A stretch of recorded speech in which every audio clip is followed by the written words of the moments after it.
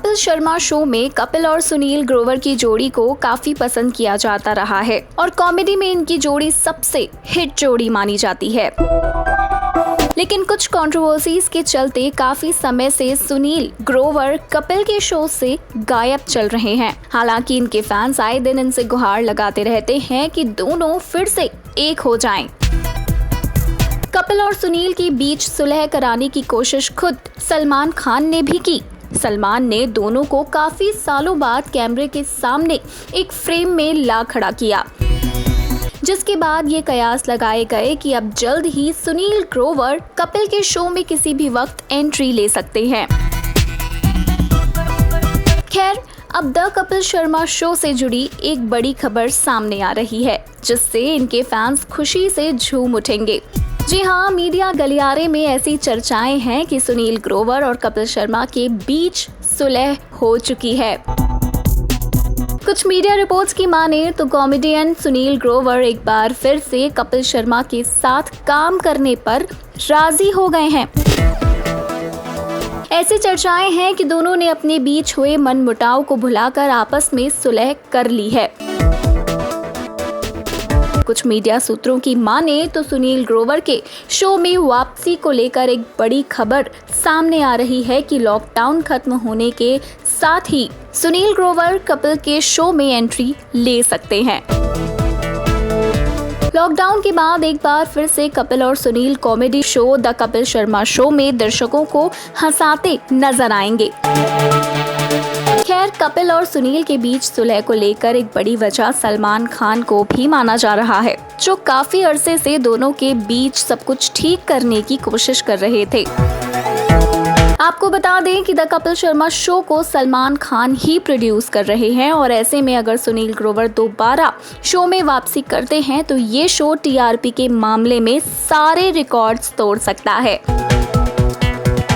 खैर, वहीं साल 2017 में ऑस्ट्रेलिया टूर पर सुनील और कपिल के बीच झगड़ा हुआ था। उसके बाद बात इतनी बढ़ गई कि तब से अब तक दोनों ने साथ काम नहीं किया। दोनों को साथ लाने की भरपूर कोशिशें की गईं, लेकिन बात नहीं बन पाई।